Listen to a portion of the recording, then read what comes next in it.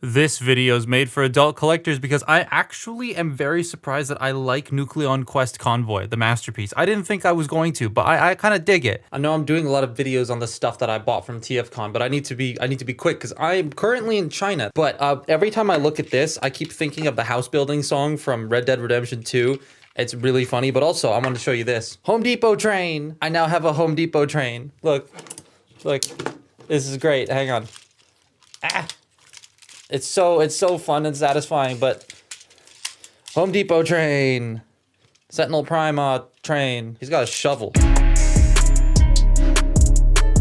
Basically, Joe Pesci is a Transformer, my favorite RID-15 character and a toy I wanted for a very long time. And for some reason, he's really hard to find. Like, he ain't cheap, one of the few warriors that shot up in value and is pretty damn desirable. And I mean, I wanted it a lot too, and here he is, gimped knee and all. Yeah, my figure's knees absolutely suck. Especially on a Grail figure, it was like discovering the crack on my RTS lug nut, but I fixed that. He's just a big crime boss who sounded like Joe Pesci. It was so funny, I loved it. And the figure is actually quite good. Gimped knee aside, it's such a neat looking dude. I would have preferred the Hasbro one over this, but I'm not going to be too picky here, and this figure was well worth the wait. I love the design of this thing with the antlers being made out of the tractor mustache thing. I don't know what it's called. My exposure to farming is Clarkson's farm. I do like the colors it's got going on here. It's more accurate from what I remember from the show, but I don't know, something about the muted colors of that Hasbro one really appealed to me. He's got some towering lower legs. The shoulders are also the only part that are proportionally weird to me. The back of the figure, though, is entirely hollow. There is nothing back here at all. The way everything tucks in transformation, this makes sense, but it does start to ruin the illusion once you get him at certain angles and you can just see through everything. He comes with a long rifle that, I'm not gonna lie, looks kind of ugly. It looks like a gun off of like a knockoff or something. It's just weird looking. He's pretty tall for a warrior. The antlers do help with that. He's also wide, so he can look pretty imposing even if he is the size of a deluxe. Speaking of the antlers, this was an excellent solution to getting the animal-themed bad guy thing done here. However, then he falls over because this thing is old and was squished in a baggie. Being a warrior, he is missing some points of articulation we see as standard nowadays, and because of that and the bad knees, he doesn't really articulate the greatest. I would love to see them try this again, or hell, even just make more tractor transformers. We need more. Actual banger. So this thing is weird. It's old, right? But it also just, there's some things that don't tab in, so it's a bit odd to move around. But at the same time, it's still kind of fun. I really wish I'd fixed the knees before this, but I kind of wanted to show you how loose they were. It's a rivet, so what I'll have to do is pop some floor polish like right around the rim of that and then move this in until it goes in and let it dry. But yeah, that is a bit annoying. The head is on a swivel. They can rotate. Now the antlers do bump into the shoulders. If you have the shoulders in a specific position, they will bump in because there's all these tabs around this to get this to lock into place. However, what's really cool is the antlers can move because of transformation. So you can pick them up, rotate the head, and then fold them back down so you don't bump into the shoulders. It makes it a little bit easier to get it out of the way. Also, if you like them straight, you can keep them straight or you can have them angled. I personally like them angled and that's how they're supposed to be, but the option's there if you want it. The shoulders are on this weird stick.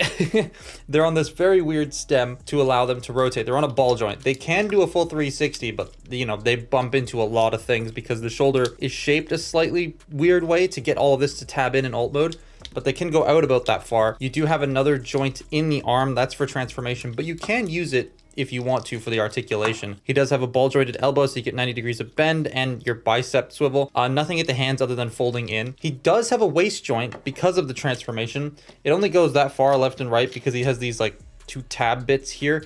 But if you move the backwards ab crunch, because he also has that, you can then use the full waist joint and then push it back to where you want it. But yeah, he does have a backwards ab crunch too, because why not? It's a transformation joint, but like, hey, Thunderhoof just needed to be more awesome, I guess. The hips are on ball joints. They can go forward that far. They can go back. They can go in and out. The ball joints are angled slightly downward, but that doesn't really hinder anything. That you can still move the hips pretty straight. You do have thigh rotation. You have that really gimped knee that bends way more than 90 degrees. And then this is where the bit that doesn't tab in come into play. These, they don't peg in. They sort of like soft thoop into place, but they move quite easily. However, I don't know, something about this just kind of makes it look like his foot's moving down because of the wheel that's right here. So it doesn't look awkward when you use that as a posing joint, at least not to me. So I tend to use it quite a bit as like a piece of articulation because it curls the leg up. But yeah, I do wish that snapped into place as opposed to soft click. But otherwise, he's pretty fun. He's missing wrists, ankle tilts, a proper waist, and, you know, better knees. But he's still very articulated for something this old. I'm Thunderhoof. I kind of had to hit the Thunderhoof at least once in this video. That's how he says his name. It's so funny. But yes, I love this robot. It's such a cool design. I really wish more of the unique RID-15 designs got toys like this. Give me an underbite, please. Getting this guy into tractor mode is not quite how you would expect. The limbs end up in places you just would not think they'd go there. It's a really fun transformation. So when I say interesting, I mean interesting, because the legs are the front of the tractor, the shoulders are the back of the tractor, but this is also the front of the track. It's like, how does all this work? How do you get all of this to flip and not flip at the same time? It's very cool. So the first thing we're going to do is we're going to peg the legs together and then fold the feet in. That's going to be pretty much the front of the tractor. Then we're going to fold up the hands inside. You want to rotate the head, fold the whatever this is called down, and straighten it out. Then we're going to come under here. You want to get your fingernail underneath this section right here and pop that up. I find it's the easiest way because like trying to finagle it out is annoying. So just get your fingernail under there, pop that out, and shift that forward. That's the front of the tractor, the actual front of the tractor. Then you take these sections here and you unclip them from the windows. Now, this part around the window, the sill, is painted, and these clips have to go over all of this paint. So that's a little bit worrying. Again, why I kind of prefer the Hasbro one over the Takara one. But once you get that done, you're going to bring the back ab crunch down, rotate the waist 180 degrees, then bring it up and bring the legs all the way up, and they will tab into the front. And that makes the front of the tractor. And then to do the rear of the tractor, you bring this back, and this is all, like you can see all the tabs here that are going to sit into that slot. So you bring both sides down, then you want to bring them up at the arms at that shoulder joint, then bring the arms all the way up and peg them together before pegging them into, come on, there we go, before pegging them into the back of the tractor. And then once you do that, the wheels will have unpegged themselves, so you want to go back in there and make sure they're all pegged together. And that's it. You have tractor. That's so cool. Now the weapon, when I first got this, I didn't get this with instructions, right? So when I first got this, the weapon, I was like, oh, it just pegs in up here. And you call it a day, right? Weapon storage. No, it actually goes, there's a little square peg that's underneath here that you can't really see, but it goes right underneath there and hides away. And that is so compact. Like, this thing shrinks. It shrinks. It's so cool. I love this.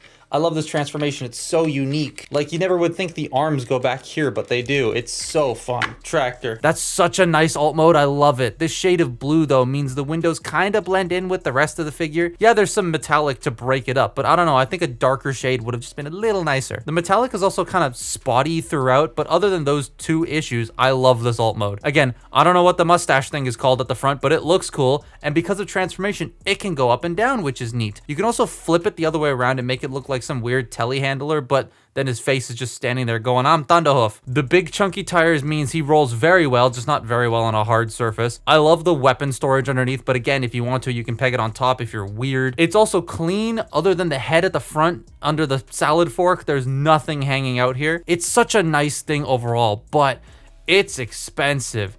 I don't know if I'd recommend it for like 50 to 70 bucks, which is how much I see it go for on eBay. But if you can get it for like 35 to 40, then I would say grab one. But that's my look at RID-15 Thunderhoof. Follow me on Twitter and Instagram, and I'll see you next time. Bye-bye.